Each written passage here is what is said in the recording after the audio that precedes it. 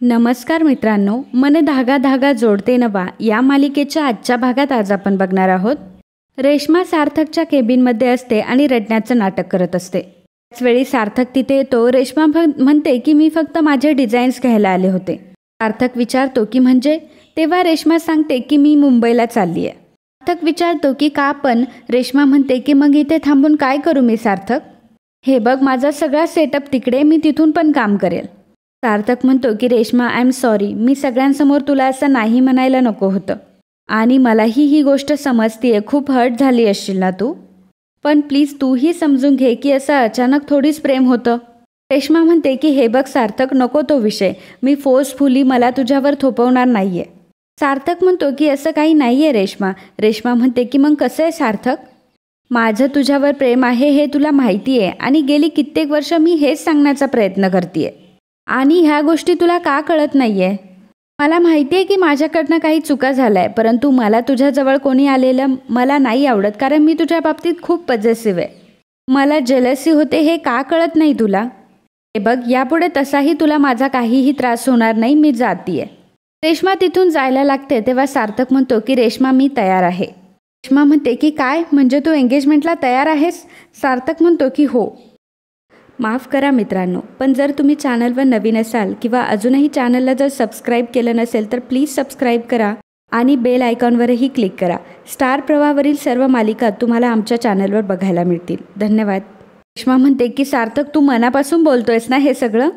सार्थक म्हणतो की हो रेश्मा, मी म्हणालोय ना, मी तयार आहे. हे ऐकून रेश्माला खूपच आनंद होतो. रेश्मा लगेचच सार्थकला मिठी मारते. सार्थक म्हणतो की एक मिनिट रेश्मा, मला त्याआधी तुला एक गोष्ट सांगायची आहे.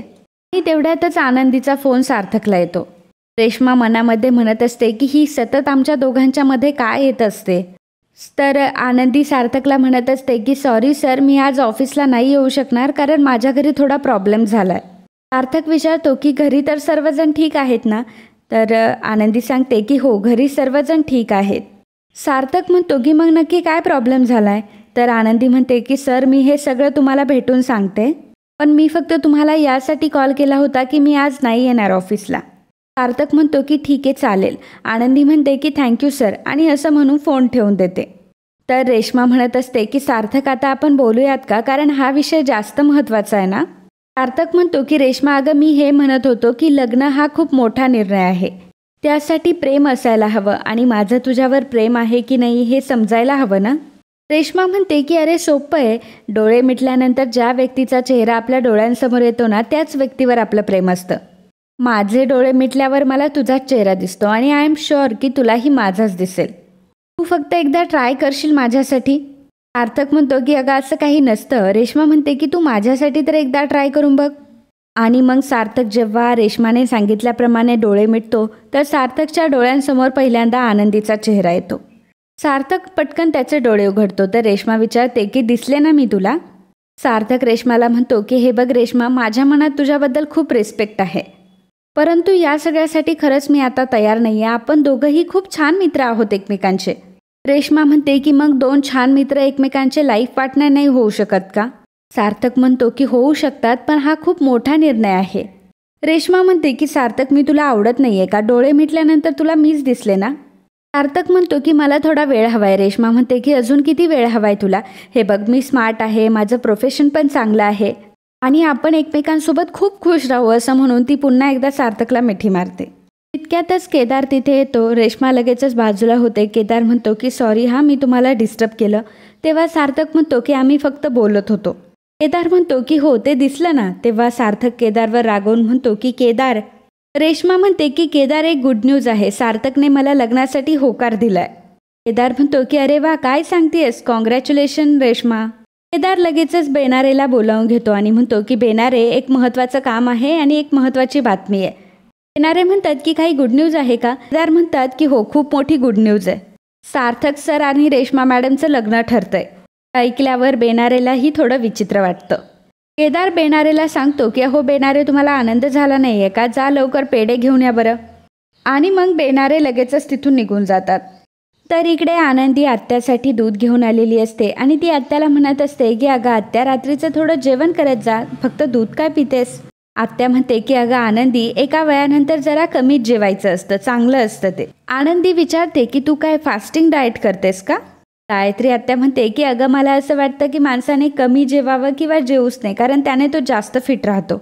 आनंदी म्हणते की तुझ्याकडे बघून तर ते दिसतंच आहे, आता जरी मांडवात उभी राहिली ना तर नवऱ्या मुलांची रांग लागेल. आत्या म्हणते की नाही ग बाई, मला त्या लग्नाच्या भानगडीत पडायचंच नाही. लग्न झालेल्या लोकांचे काय काय प्रॉब्लेम्स होतं हे बघतीये ना मी रोज. आनंदीला थोडंसं वाईट वाटतं. आनंदी आत्याला विचारते की आत्या, सगळ्यांच्याच बाबतीत असं होतं का? आत्या म्हणते की नाही ग, सगळ्यांच्याच बाबतीत असं कसं होईल, परंतु काही लोकांच्या बाबतीत होतं असं, आणि त्यासाठी ते स्वतः जबाबदार असतात किंवा आजूबाजूचे लोक ज्यांनी जबरदस्तीने त्यांचं लग्न लावून दिलेलं असतं. थोडक्यात काय तर बळजबरीने संसार फक्त रेटत बसायचा. खरं तर संसार पुढे नेण्यासाठी एकमेकांविषयी आदर असायला हवा, एकमेकांवर विश्वास असायला हवा, आणि सगळ्यात महत्त्वाचं म्हणजे एकमेकांवर प्रेम असायला हवं. आनंदी म्हणते की खरं आहे का आत्या तुझं, पण माझ्या बाबतीत तसं काहीच घडलं नाही. आत्या म्हणते की आनंदी, अजूनही तू त्याच विचारात आहेस का? आनंदी म्हणते की आत्या, मी या गोष्टीतून बाहेर पडण्याचा खूप विचार करते, पण तरीसुद्धा अंशुमन घरी येऊन त्रास देतातच. आत्या म्हणते की मला कळतंय आनंदी, थोडे दिवस सहन कर, सगळं काही ठीक होईल. आणि आता खरंच नको त्या माणसाचा विषय. आणि तुझं ऑफिस कसं चाललंय? आणि तुझे ते सर, त्यांचं नाव काय? तर आनंदी म्हणते की सार्थक सर. आत्या म्हणते की हो, दादा सांगत होता की खूप चांगला माणूस आहे. आनंदी म्हणते की हो आत्या, अगं त्यांनी मला खूप मदत केली आहे. आत्या म्हणते की मग तुमच्यामध्ये काही फ्रेंडशिप झाली की नाही, का टिपिकल बॉससारखाच वागतो तो? आनंदी म्हणते की अगं आत्या, नुकतीच मैत्री झाली आमची, आणि ते खूप हेल्पिंगसुद्धा आहेत. आत्या म्हणते की अगं आनंदी, आपल्या आयुष्यात जर एखादी गोष्ट वाईट झाली तर संपूर्ण आयुष्य फक्त दुःखातच काढायचं असं नसतं. जे काही सुखाचे क्षण आपल्या वाट्याला येतात ते उचलायचे. आयुष्यात जितके दिवस सुखाचे मिळताय तितके आनंदाचे घालवायचे, अगदी तुझ्या नावासारखं. बरं चल, तू दमली असशील ना, जाऊन झोप. आनंदी म्हणते की हो मी जाते, परंतु तू सुद्धा हे दूध पिऊन घे. आत्या म्हणते की हो ग आजीबाई, आणि मग आनंदी तिथून हसत हसत निघून जाते. तर इकडे सार्थक जेव्हा घरी आलेला असतो तेव्हा आदर्श डार्लिंग डार्लिंग करत सार्थककडे येतो आणि सार्थकला मिठी मारतो. सार्थक म्हणतो की कधी आलास मुंबईवरनं? आदर्श म्हणतो की अरे मगाशीच आलो, आणि आल्या आल्या गुड न्यूजसुद्धा मिळाली. तू लग्न करतोयस ना, अभिनंदन. सार्थकचा चेहरा मात्र पडलेला असतो. सार्थक म्हणत असतो की अरे भावा, अजून ते फायनल व्हायचं आहे. तर तितक्यातच वृंदा तिथे येते आणि म्हणते की अजून काय फायनल व्हायचं आहे, रेश्माने मला सगळं काही सांगितलंय.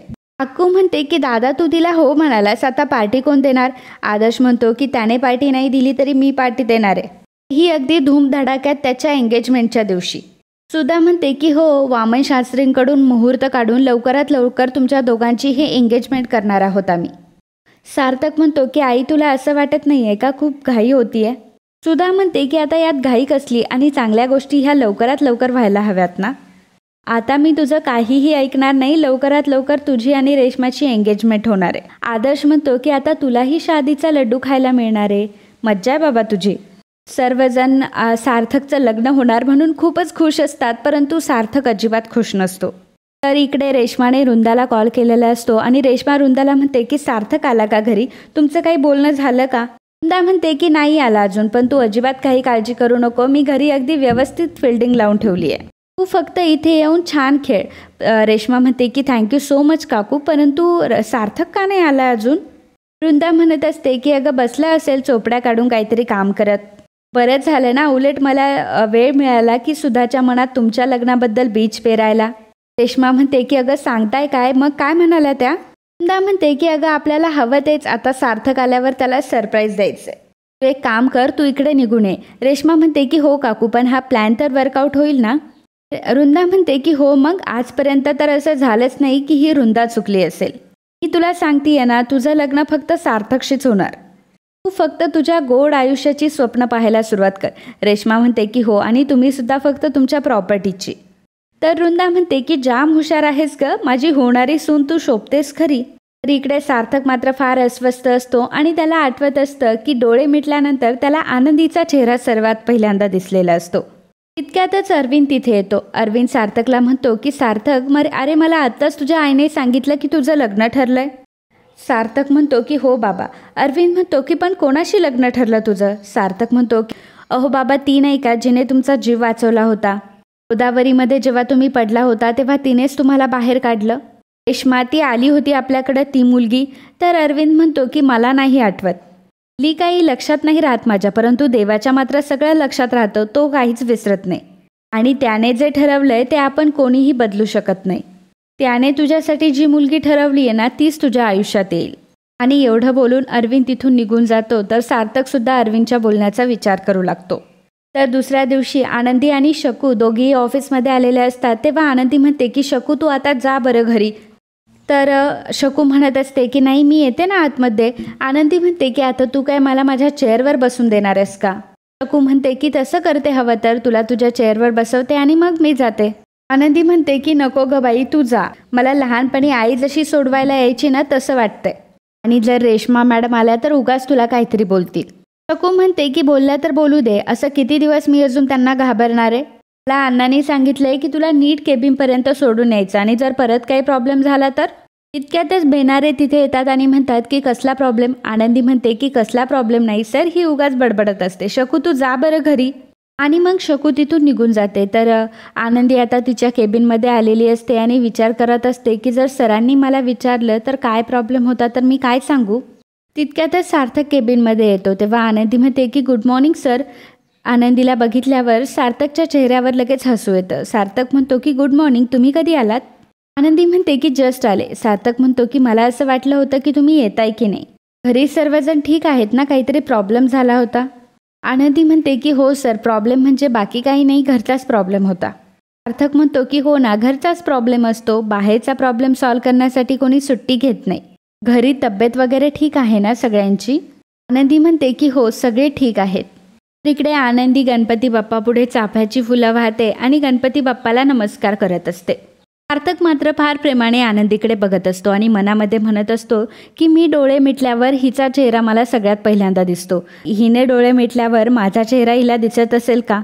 आणि सार्थक अगदी एकटक आनंदीकडे बघत असतो. आणि मित्रांनो, आजचा हा भाग इथेच संपतो. पुढील भागात आपल्याला पाहायला मिळणार आहे आनंदी सार्थकला म्हणते की अण्णांनी तुमच्यासाठी खजुराच्या वड्या पाठवल्यात. सार्थक म्हणतो की मला नाही आवडत. आनंदी म्हणते की अहो, तुम्हाला नक्की आवडतील, एकदा खाऊन तर बघा. सार्थक म्हणतो की अहो, मी नंतर खाईल, तुम्ही इथे ठेवून जा. आनंदी म्हणते की एवढंच ना? आणि मग सार्थकला ती स्वतःच्या हाताने खजुराच्या वड्या भरवत असते. आणि तेव्हाच नेमकी रेश्मा येते आणि हे सर्व रेश्मा बघते. रेश्माला मात्र फार राग आलेला असतो. तर मित्रांनो, असेच मन धागा धागा जोडते नवा या मालिकेचे डेली अपडेट बघण्यासाठी आत्ताच आपल्या चॅनलला सबस्क्राईब करा. आणि आजचा हा भाग तुम्हाला आवडला असेल तर व्हिडिओला लाईक आणि कमेंट करायला अजिबात विसरू नका. धन्यवाद.